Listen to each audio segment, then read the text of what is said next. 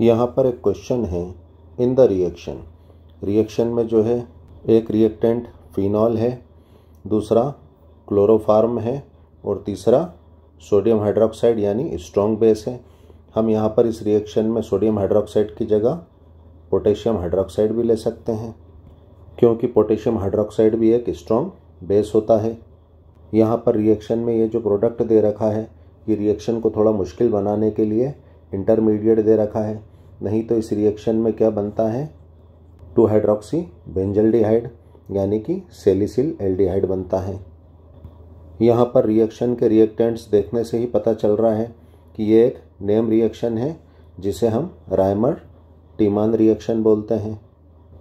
अब यहाँ पर आगे क्या पूछा जा रहा है, द इलेक्ट्रोफाइल इन्वॉल्व्ड इज, यानी इस रिएक्शन की मैकेनिज्म के दौरान जो इलेक्ट्रोफाइल क्रिएट होता है वो यहाँ 4 ऑप्शंस दे रखे हैं, इनमें से कौन सा है?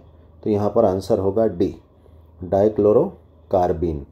इसे हम डाइक्लोरो मिथाइलिन भी कहते हैं। ये किस तरह से होगा, आइए हम देखते हैं। जैसा कि हमने देखा कि ये रिएक्शन क्या है, एक नेम रिएक्शन है यानी कि रायमर टीमान रिएक्शन है, जिसमें प्रोडक्ट सैलिसिल एल्डिहाइड बनता है। इस रिएक्शन में यहाँ पर क्लोरोफार्म के पास कितने क्लोरीन है? 3 है। तो यहाँ पर हमें जो है सोडियम हाइड्रोक्साइड के 3 मॉलिक्यूल लेना पड़ेंगे। इस रिएक्शन की मैकेनिज्म में सोडियम हाइड्रोक्साइड के 3 मॉलिक्यूल में से एक मॉलिक्यूल क्लोरोफार्म के साथ रिएक्ट करके इलेक्ट्रोफाइल यानी डाइक्लोरोकार्बीन का फॉर्मेशन करता है। तो यहाँ पर इलेक्ट्रोफाइल के फॉर्मेशन को बताने के लिए हमने क्लोरोफार्म को फैलाकर लिख लिया है। अब यहाँ पर जो है क्लोरोफार्म किससे, NaOH से रिएक्ट करता है। हम जानते हैं NaOH का आयनाइजेशन कैसा होता है, OH निगेटिव की तरह जाता है और Na पॉजिटिव की तरह जाता है। हम जानते हैं जो हाइड्रोजन होता है वो H पॉजिटिव की तरह जाता है। तो ये H पॉजिटिव क्या करता है, OH निगेटिव के साथ चले जाता है और अपना एक इलेक्ट्रॉन यहाँ पर कार्बन पे छोड़ जाता है। तो यहाँ पर ये वाटर मॉलिक्यूल बाहर हो जाता है और ये बॉन्ड कार्बन पर लोन पेयर की तरह आ जाता है। अब यहाँ पर जो Na पॉजिटिव है, सोडियम आयन है, ये क्या करता है, इन तीनों में से एक Cl के साथ जुड़ जाता है और इस Cl को अपने साथ ले जा लेता है। तो यहाँ पर एक इलेक्ट्रॉन इस Cl का था और एक इलेक्ट्रॉन इस कार्बन का था।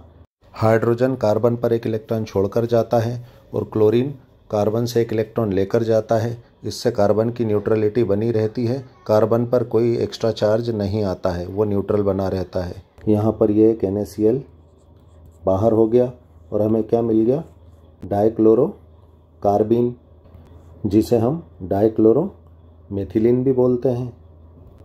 अब इस डाइक्लोरोकार्बीन में अगर हम देखें तो इसके पास, कार्बन के पास टोटल कितने इलेक्ट्रॉन्स हैं, ये 2 इलेक्ट्रॉन तो इस लोन पेयर से मिले, 2 इस बॉन्ड पेयर से मिले और 2 इस बॉन्ड पेयर से मिले, यानी यहाँ पर कार्बन के पास टोटल कितने इलेक्ट्रॉन्स हैं, 6 इलेक्ट्रॉन्स हैं। जबकि हम जानते हैं कि अपना ऑक्टेट कंप्लीट करने के लिए, स्टेबल होने के लिए जो है एटम के पास कितने इलेक्ट्रॉन होना चाहिए, 8 इलेक्ट्रॉन्स होना चाहिए। यानी यहाँ पर कार्बन क्या है, इलेक्ट्रॉन डेफिशिएंट है, इलेक्ट्रॉन की कमी वाला एटम है, क्योंकि इसके पास जो है इलेक्ट्रॉन्स का सिर्फ सेक्सटेट है, ऑक्टेट नहीं है। यानी यहाँ पर डाइक्लोरोकार्बीन के कार्बन के पास जो है इलेक्ट्रॉन्स की कमी है और ये यहाँ पर अपना ऑक्टेट कंप्लीट करने के लिए 2 इलेक्ट्रॉन चाहता है। इलेक्ट्रॉन की कमी होने की वजह से डाइक्लोरोकार्बीन को हम क्या कहेंगे, इलेक्ट्रोफाइल कहेंगे। और ये इलेक्ट्रोफाइल ऐसी जगह अटैक करता है जहाँ पर इलेक्ट्रॉन की डेंसिटी ज़्यादा होती है और जहाँ से ये इलेक्ट्रॉन का जोड़ा प्राप्त कर सके और अपना ऑक्टेट कंप्लीट कर सके। तो यहाँ पर हमें हमारा आंसर तो मिल गया, जो कि क्या है, डी है, डाइक्लोरोकार्बीन। लेकिन यहाँ हम आगे रिएक्शन को यानी रायमर टीमन रिएक्शन को पूरी डिटेल में समझ लेते हैं, उसकी अगली स्टेप्स भी देख लेते हैं ताकि हमें और जानकारी मिल जाए और एग्ज़ाम में आने वाले इससे रिलेटेड दूसरे क्वेश्चंस को भी हम हल कर सकें।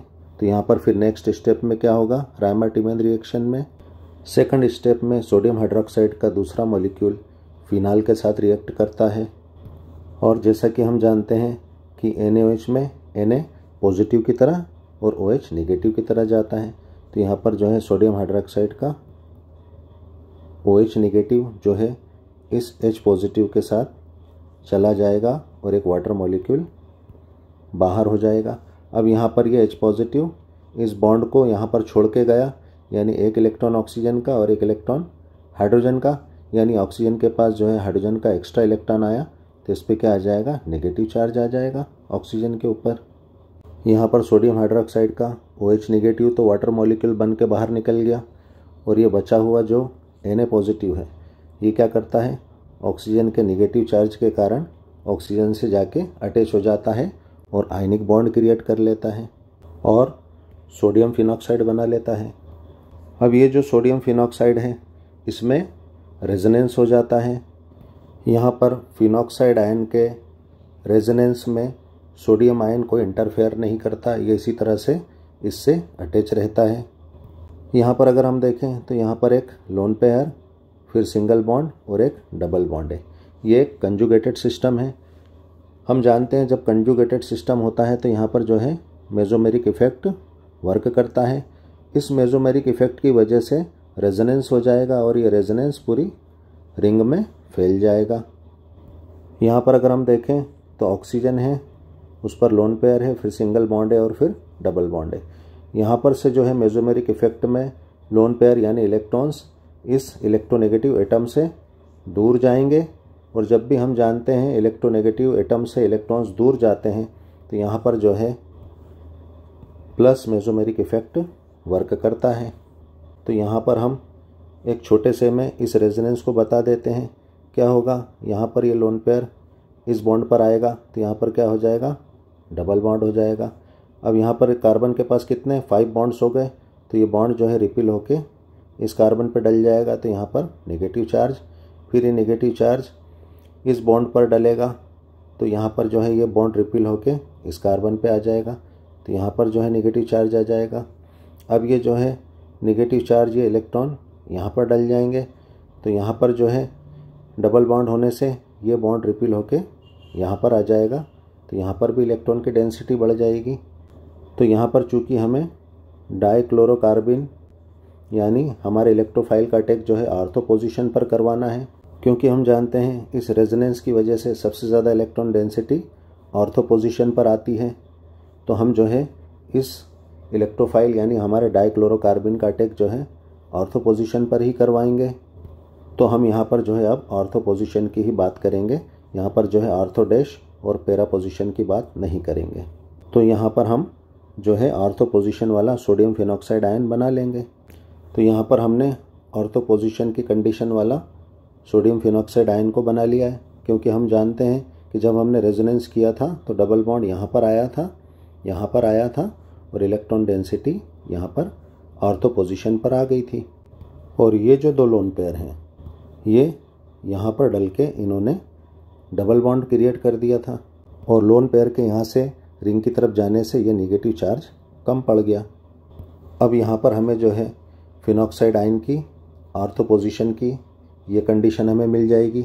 अब यहाँ पर स्टेप 4 में क्या होगा, हम जानते हैं कि यहाँ पर हर कॉर्नर पे क्या होता है, एक कार्बन एटम होता है, और हर कार्बन एटम से एक हाइड्रोजन अटैच होता है।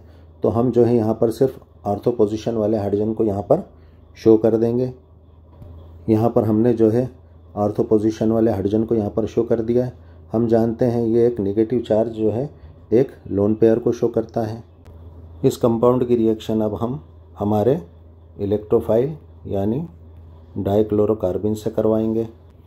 जैसा कि हम जानते हैं कि हमारा जो इलेक्ट्रोफाइल होता है डाइक्लोरोकार्बिन, ये क्या होता है, इलेक्ट्रॉन डेफिशिएंट होता है, यानी इसके पास इलेक्ट्रॉन्स की कमी होती है। तो ये ऐसी जगह अटैक करता है जहाँ पर इसको इलेक्ट्रॉन की डेंसिटी नज़र आती है, यानी जहाँ से इलेक्ट्रॉन ले सकता है। तो इस इलेक्ट्रोफाइल को जो है इलेक्ट्रॉन डेंसिटी कहाँ पर, यहाँ पर ऑर्थो पोजीशन पर दिख रही है, तो ये यहाँ पर अटैक कर देता है। तो जैसा कि मैंने बताया था ये जो नेगेटिव चार्ज है ये क्या है, एक लोन पेयर की तरह होता है। अब ये इलेक्ट्रोफाइल इस लोन पेयर पे अटैक करके और कार्बन के साथ एक बॉन्ड क्रिएट कर लेता है। जैसे ही इलेक्ट्रोफाइल इस लोन पेयर पर अटैक करता है तो इलेक्ट्रोफाइल को इलेक्ट्रॉन मिल गए, और इलेक्ट्रोफाइल के अटैक से लोन पेयर का एक इलेक्ट्रॉन कार्बन की तरफ आ जाता है तो यहाँ से नेगेटिव चार्ज भी ख़त्म हो जाता है। अब यहाँ पर हमें यह कंपाउंड मिल जाता है जिसमें इस इलेक्ट्रोफाइल के कार्बन का ऑक्टेट कंप्लीट हो चुका है। अब यहाँ पर इस हाइड्रोजन को इस कार्बन के ऊपर ये लोन पेयर दिखते हैं। अब ये हाइड्रोजन यहाँ से H+ की तरह टूटता है और जाकर जो है इस कार्बन के लोन पेयर पर अटैक कर देता है। अब हाइड्रोजन के इस कार्बन के जुड़ने की वजह से ये लोन पेयर यहाँ से जो है बॉन्ड बनने के कारण ख़त्म हो गया। अब यहाँ पर हाइड्रोजन का छोड़ा हुआ ये बॉन्ड जो है यहाँ पर डल जाता है तो यहाँ पर क्या हो जाएंगे, डबल बॉन्ड हो जाएंगे। अब यहाँ पर कार्बन के कितने हो गए, 5 बॉन्ड्स हो गए तो ये पाई बॉन्ड जो है रिपील होकर वापस ऑक्सीजन के पास चला जाता है तो यहाँ पर क्या आ जाएगा, वापस नेगेटिव चार्ज आ जाएगा। तो यहाँ पर अब यह कंपाउंड किस तरह से दिखेगा, ये कंपाउंड जो है इस तरह से दिखने लगेगा। अब नेक्स्ट स्टेप के लिए हम यहाँ क्या करेंगे, इन दोनों क्लोरीन एटम्स को फैलाकर लिख लेंगे। अब यहाँ पर जो है ये Na+ इस Cl- के साथ यहाँ से NaCl की तरह बाहर निकल जाएगा -NaCl। अब ये क्लोराइड यहाँ से इस बॉन्ड को लेके गया तो इस कार्बन पर क्या आ जाएगा, पॉजिटिव चार्ज आ जाएगा।